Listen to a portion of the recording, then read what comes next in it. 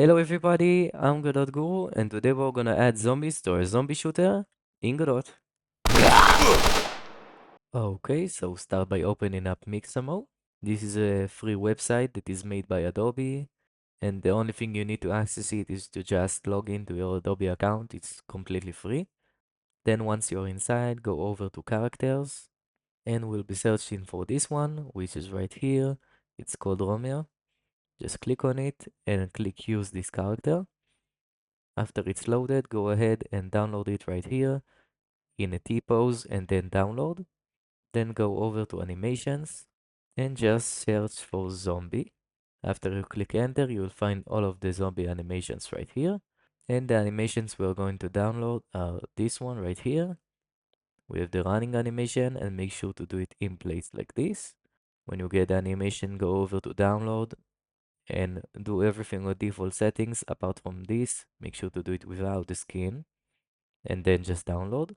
The next one is going to be right here. This is going to be the zombie attack animation. Again, just download it like before. And right above it, we also have the zombie dying animation, and we are also going to download this one. Then inside of your project, click on Res and create a new folder right there and call it zombie. Then click on it and then just select all of the files that you downloaded right there and import them into the project. Once it's done, go ahead and open up the folder, and we'll go over and select the zombie attack animation. Then click right here on mixamo_com and save to file. And then in the path, select the zombie, and we're going to call this attack, just like that. And then enter and re-import. Then do the same for the die animation, just call it die and re-import again. And for the running animation, we'll need to first of all enable loop mode on linear right here. And then you can save to file like before and call it run and re-import. And then you can delete all of these files, just like that. Then right click on the T-pose and create a new inherited scene. And then double click on the root and rename it to zombie, just like that. Then click on the animation player and then on animation, then manage animations. And right here, delete this library. Then create a new library. Just call it animations and click OK. And then right here on this folder icon, go ahead and select all of the animations in the zombie folder and open them up. And then just click OK. And now as you can see, we have the animation and also the run animation right there, and it's looping normally. And now that we have that, we can right click on the zombie and make a new animation tree right there. And we'll go over and select the animation player and then make a new animation node blend tree right here. And then right there in the animation tree tab, we're going to click on it and go over like that and maybe make it a bit bigger. And then right here, we're going to set up the animation tree. The first thing is to create the actual run animation. So right click and make it animation. You can just call it run and then select the run animation. And if you just connect it to the output, you can see he starts running right over there. But we want him to be a bit more complex than that. So let's make it. So let's just disconnect it and then right click and make another animation. This is going to be the attack animation right there and select attack. And after we move them, the next one is going to be the die animation and just select again. And we have all of the animations. We'll start by doing the death animation. So right there from the output, go up back and make any one shot. And we'll call this die. But as you can see, it kind of gives a weird name. So go ahead and call this one like die 1 or whatever. And then you can call it die. Then go ahead and connect it in the shot. And then double click on the one shot and say the fade in time to be 0.4.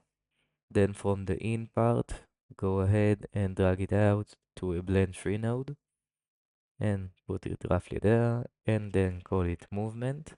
For the minus blend, we're going to use the run animation. For the plus blend, we're going to use the attack animation. And for the in, we're going to make a pretty unique node.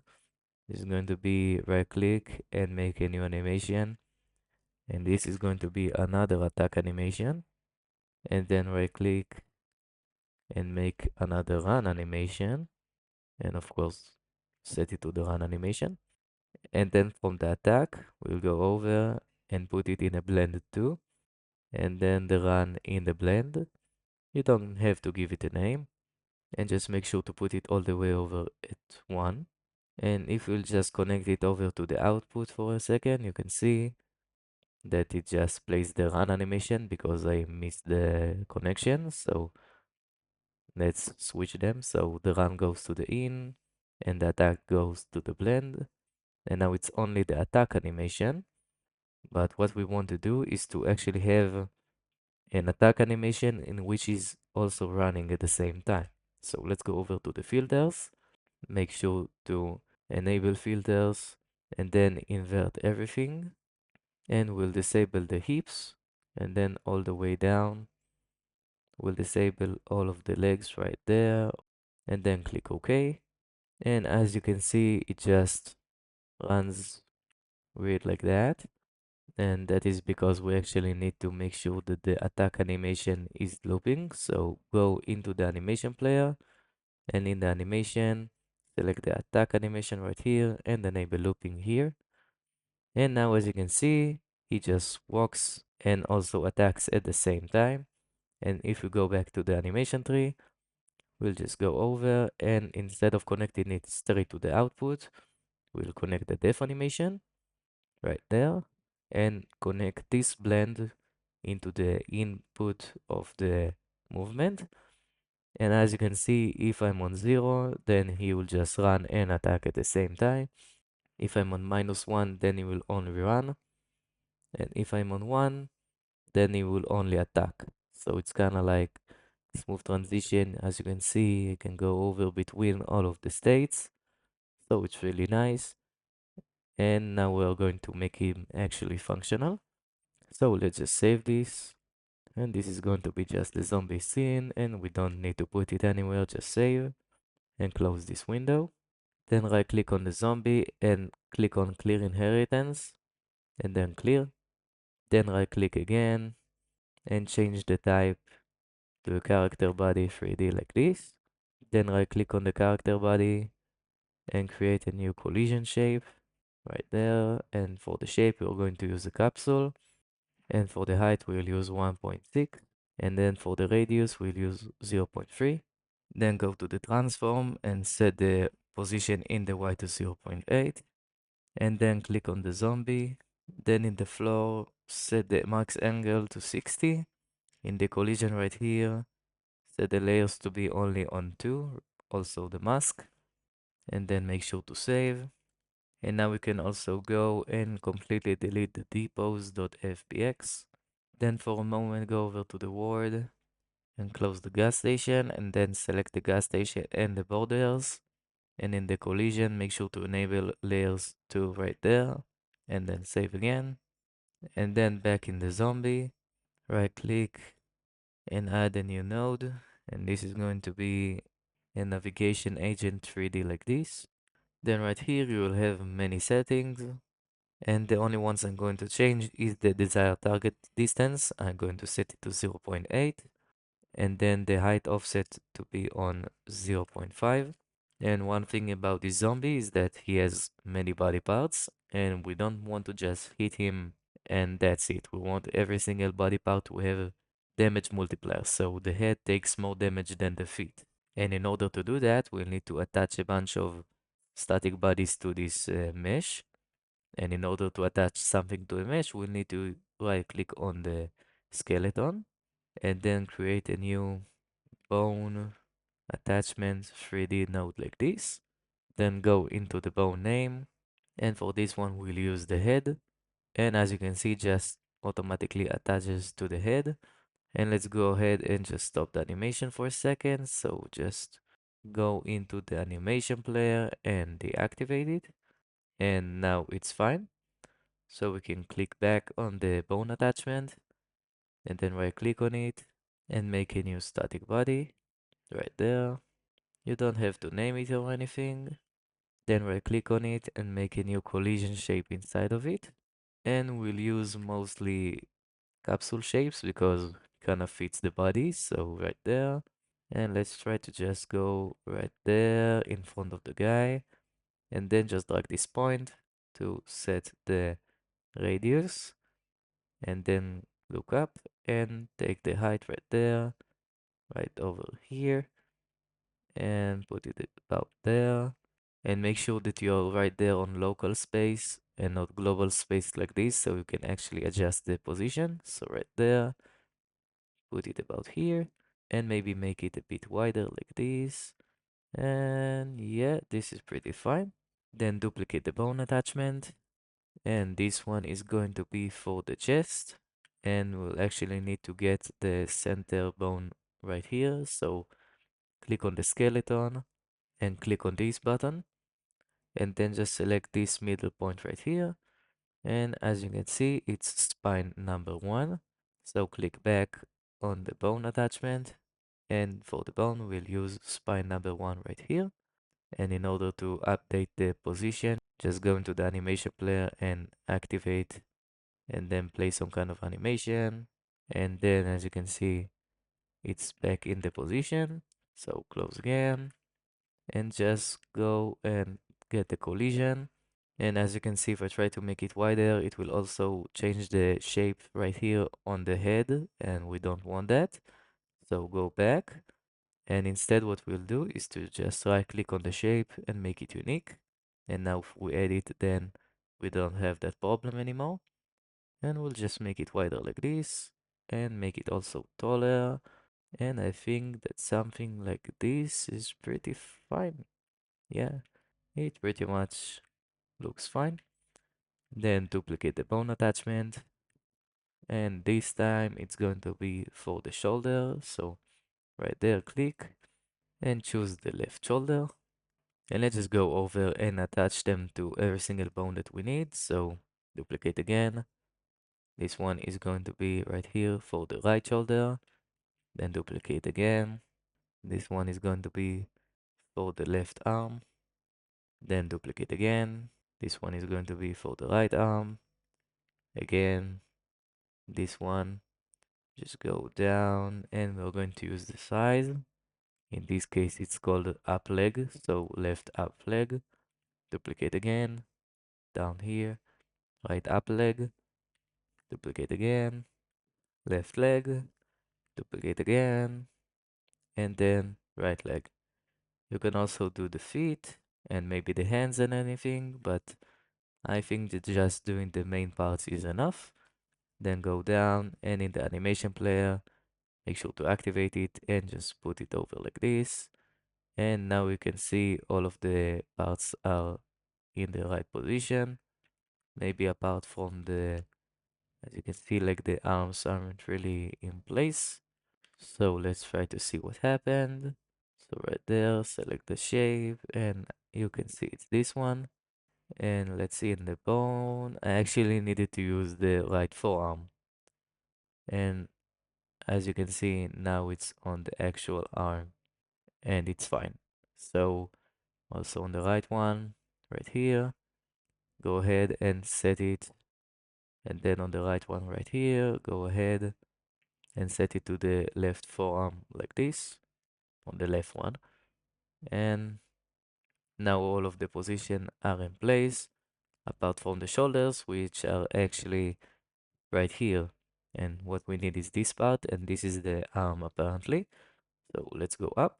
Then this one is going to be the right shoulder, so instead we'll use the right arm. And then for this one, we'll use the left arm right there. And now, as you can see, everything is fine and we can actually start adjusting the shapes. So just close, then go ahead into the first shape and make sure to right click and make it unique. And then just go and make it a bit less wide like this. And also shorter like this. And move it down. And yeah, I think that something like this is pretty good. Then click on this one.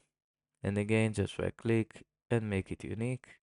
And then just drag and make it less wide like this, and also shorter. And we'll just position it something like this, also to cover up the hand, and maybe even move it up right there. And yeah, I think that about here is a pretty good position. Just like that, you can adjust as much as you want. And don't forget to do the right part too. So again, just make unique and make sure to do it to every single one. And I'll just speed it up for you so you don't have to see me do everything. And I'm finally done with all of the collision shapes. They are not exactly accurate, but they're pretty much fine. Now go into the animation player and make sure that it's active, and then click on the animation tree and make sure that it plays normally. And then just close it right there, and it should play like this. Then go up and then click on the zombie and just attach a script, and we're going to just call it zombie and create. And like always, we just select everything and paste this code. And before we start going over this code, I'll just have to do something. And the first thing we'll need to do is to go over back into the 3D scene and then duplicate the last bone attachment right there. And then instead of what is going here, just delete the static body and then right click on the attachment and make a new area 3D. And inside of it, right click and make another collision shape right there.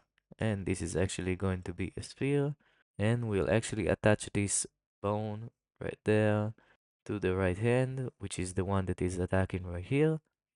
So go ahead down here into the right hand, and now it's attached. And then go into the radius, and I'll just set it to something low like 0.1, and yeah, that is pretty good. But let's just pause it for a second and get back to it and just move it there a little bit. Doesn't have to be too precise and it doesn't have to exactly fit the hand, but yeah, that's pretty good. And while we are actually in the attack animation, let's also go over and add another track right there. And this is going to be a property track. And then go down and select the area that we added. Then click on monitoring and then go down all the way down here. And then in the animation, go to about where it actually hits, which is from about this frame, as you can see from second one right there. So just right click here and insert the key. And this is going to be an enabled key.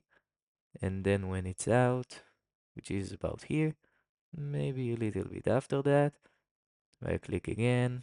And here we'll just insert a key and then in the value, make sure to disable it. And maybe also take this one a bit before like that. And as you can see now, when we get to this point and we'll kind of attack the player, then this area is enabled. And when we are over the player, then it's disabled.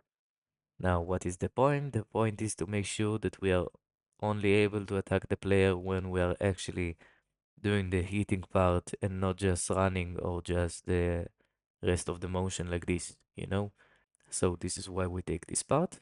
And let's just make sure to go into the animation tree and that in the animation tree right here in the blend that we are also including this in the filtering. So just click on it and click OK.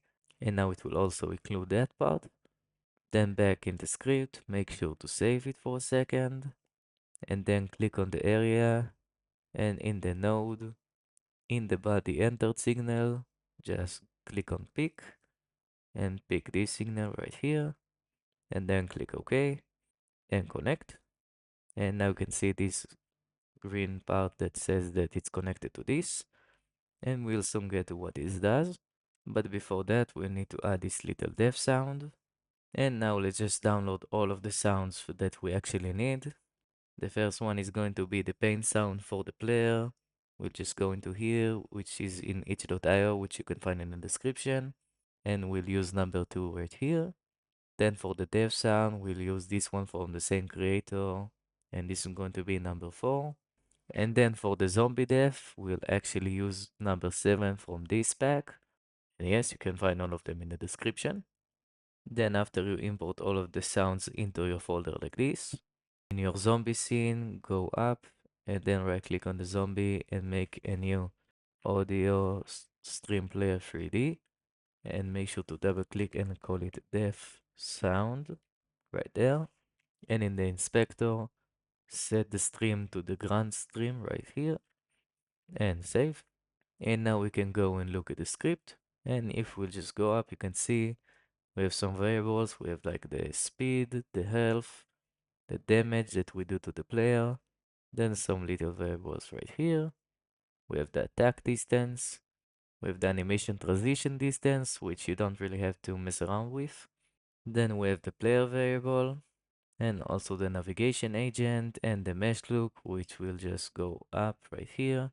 And then right click on the zombie and add a new node, call it mesh look like this.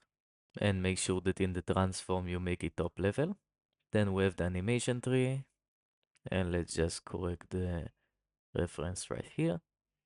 Then we have a dead variable. Then we have the stack time. And right here, what all of this does is that we have the last position. And let's say that back in the world, like somehow it got stuck on this icebox or something and it can't reach us, then it wouldn't just be stuck there forever and just impact the performance. Instead, if we see that the zombie is in the same position for over the max stack time like this, which is 3 seconds, then we actually kill him. And you can see it right here. While I'm moving, I'm always making sure that if the position is about the same as the last position, then I just increase the stack time. And when it reaches over the max stack time, then I just Q3 and completely delete the zombie. Otherwise, I just reset the timer and I always make sure to set the last position to the position. Then we have just the normal movement code for the navigation agent. Then right here, if I'm dead, I just don't do anything. Otherwise, I actually set the navigation target to the player position. And then if the distance to the player is above the desired distance, then I check if it's also less than the attack distance. If it is, then I set right here the animations to set the movement to be right here to 0. And if you remember back in the animation tree, we'll just go over and in the 3D scene, if we set the blend to 0 right here, then it will move and attack at the same time. And if I'm not in the attack distance, then that means that the player is really far away. And in this case, I set it to -1. And if we just set it to -1 and see what it does, then he just starts running like this. So if I'm close enough to attack the player, I start running and attacking at the same time at 0. Otherwise, I'm just running at -1.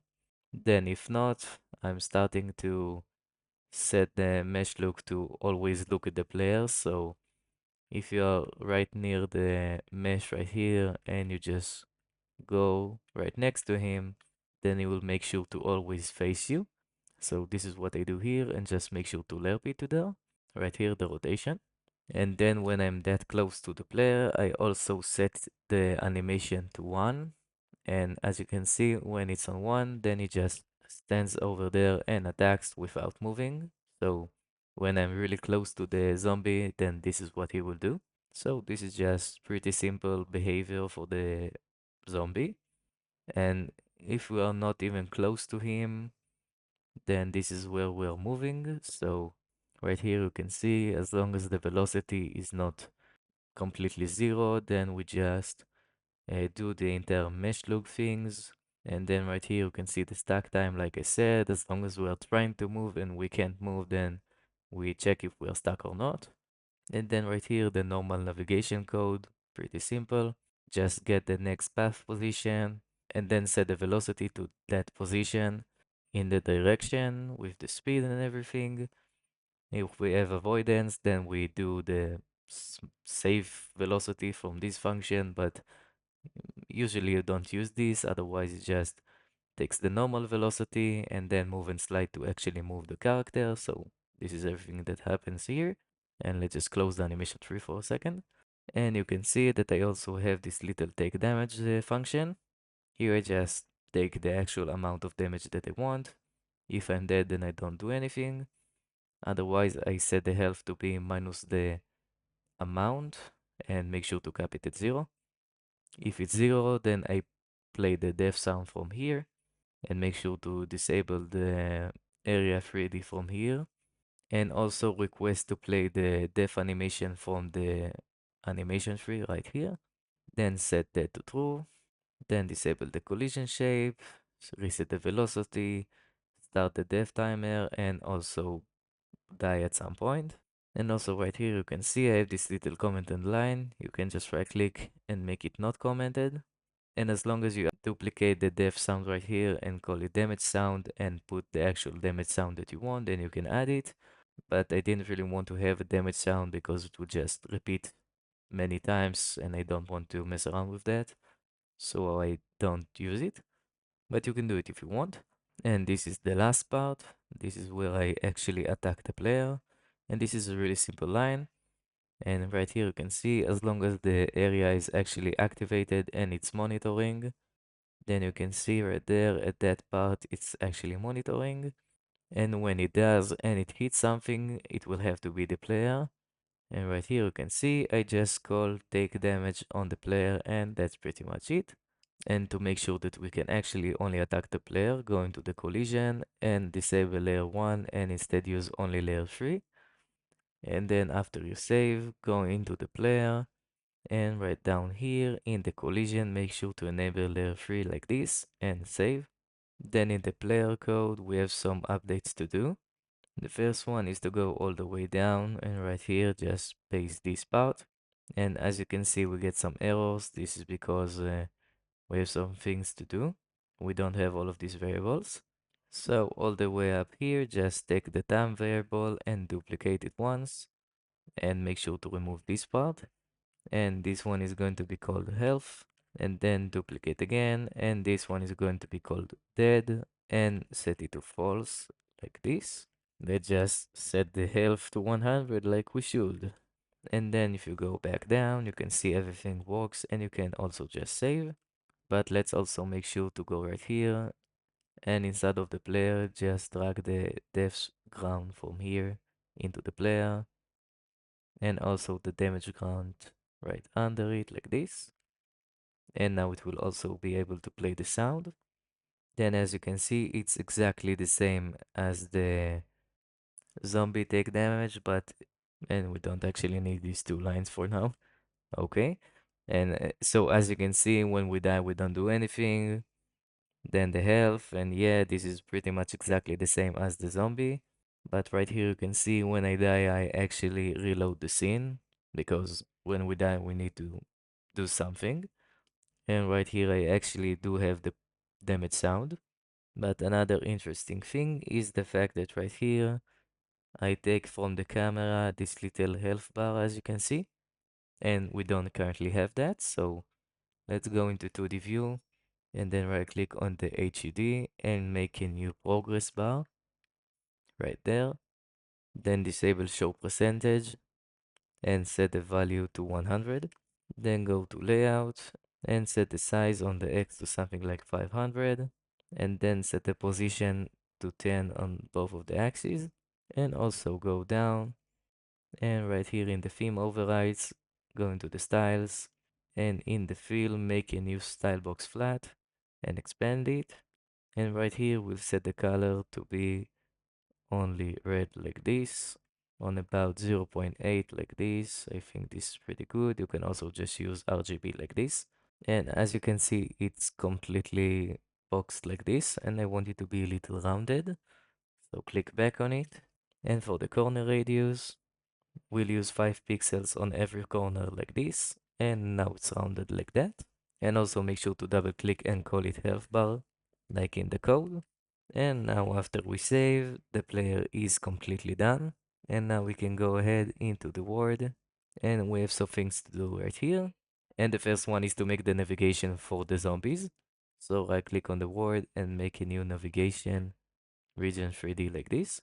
and then drag the borders and the gas station right under it. Then click back on the navigation region and make a new navigation mesh right here, and then expand it.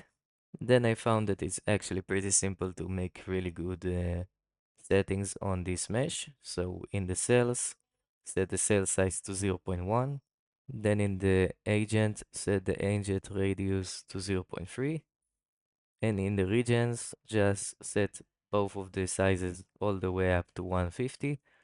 This is because after we just click on bake, you can see we have some really big areas like this that are actually too big for the minimum size. So I put it all the way up, so at least on the roofs it won't be there. But as you can see right here, it's still there, and also for all of these parts, but don't worry, they're not accessible anyway. And right here you can see it's still wide enough to actually allow the zombies to enter into the building right here. And also right there, all the way to this part, and it should be pretty good. So yeah, this is some really nice environment and navigation like this. And it should work also in the bathroom right there, so you can't really escape them. And the last thing we need to do is to right click on the word and make a new node right there. Then call it zombie spawner. And under it create another node. You don't have to name it or anything. Just go over and position it somewhere that you want. These are the actual spawn points for the zombies. And make sure to only move them with this axis. Don't mess around with the y-axis. In this case, I'll just put one right over here. So right there, it will be between this pool and this gas pump. Then just duplicate it and put it somewhere else. I'll go over and put this one inside of the store. So just all the way over here in this corner, I'll just put another one like that. Then you can go into top view after you make sure to disable the environment so we can actually see what you do. And then right here, I just duplicate again and put one in this corner, then another one in this corner. I won't put one in the bathroom because that will probably lead to some issues. You don't want them to get stuck. Then duplicate again, and I'll just put one about here, then another one right here next to this corner. As you can see, this really thin line is the border, so let's put it right near the border, and then duplicate again, and we'll put it all the way in the other side, right there, also near the border. And I think that all of these spawn points are really nice. So let's get back into normal view and also make sure to enable the environment again. And right there, we have all of the points. Then just click on the zombie spawner and attach a script and just call it like this and create. Then again, just select everything and replace with this code. Now for the variables, I just have this little spawn point list right here of vector threes. We'll get soon to what it does. Then we have the player, which will just take all the way from here. You can see this is the reference. Then we have the start spawn time, the end spawn time, the game length, and the spawn distance. So what is all of this doing? And the thing is that it's pretty complicated, so let's go over it. Right here in the 3D scene, if you click on it, you can see the first thing is the start and end time. So the start is like how much time it will take between the zombie spawns at the start of the game, and the end is for the end of the game. So we'll start the game, and every 3 seconds we'll have another zombie spawn in the scene, and near the end of the game it will be one every single second. And we go between these values according to the game length.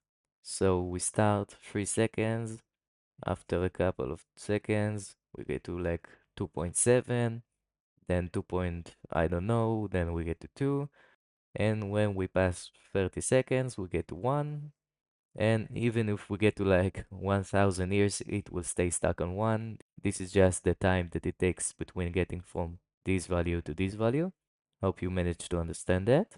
And then right here is the spawn distance. This is just a little variable to make sure that, let's say, you're all the way over here, that you make sure that this spawn point, which is quite obviously not 30 meters away, is completely deactivated. So there's no way for zombies to spawn over there because you don't want to just stay right here and have zombies spawn all the way over there and just appear in your screen. It won't look really good. Also, if you're right here, you don't want the zombie to spawn from this corner when you're literally looking at it. So this is just a little variable to configure how far the spawn point needs to be in order to be active. Then back in the script, we also have some little variables for the actual spawn time and the game time. And the zombie scene that we make sure to preload because we're going to spawn it quite a lot. Then right here you can see at the start, I get all of the children of the zombie spawner, which are all of the spawn points. And right here you can see for every single one, I just add the position of it to the spawn points right here. This is the list and this is why I made it. This is just to make it more accessible when we are actually doing the spawn point logic. Then as you can see, I just set the spawn time to the starting spawn time and actually call the spawn method right here. Then I start by calling the timer every single time with the current spawn time that we have. Then I instantiate the zombie and set the player variable in the zombie to the player right here. And then I have this little valid points list. And then for every single spawn point in the spawn points list right here, I just check if it's far enough from the player. And if it is, then I add it to the list.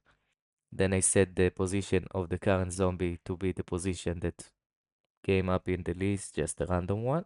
Then I increase the game time by the spawn time that we have. And right here, this is where I go between the start spawn time and the end spawn time right here and make sure to cap it at the end. And then just call spawn again. So this is a pretty simple function. And right before we run the game, I have a little thing that I forgot to do. This is back in the zombie. I forgot to actually add the logic for all of the body parts to take damage. So let's click on just this one. This is currently the right leg. And then just attach a script to it right here. Make a new script and call it body underscore part right there and click create.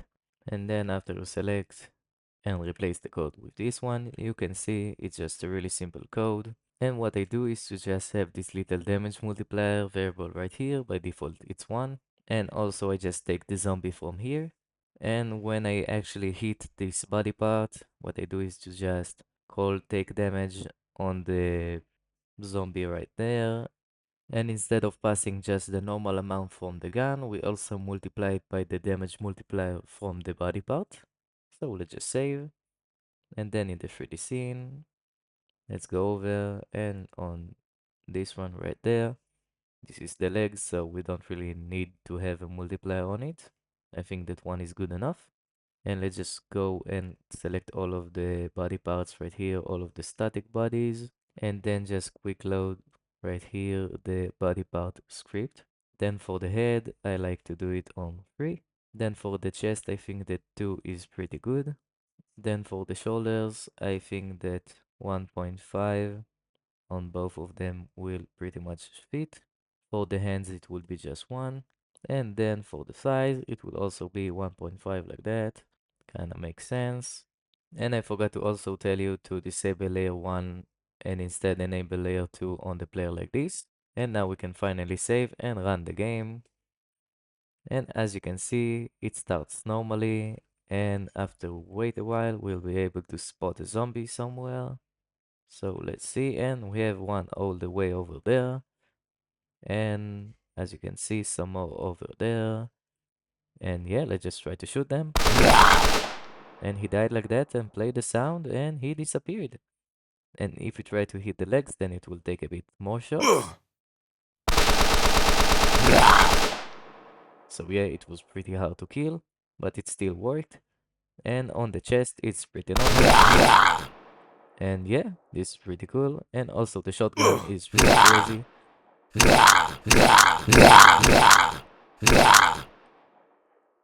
So this turned out to be pretty good. And as you can see, they try to attack us until at some point they just don't do it anymore because we're too far. But if we let them, then they will hit us and we hear the death sound And we also died. And as you can see, it just instantly respawns us.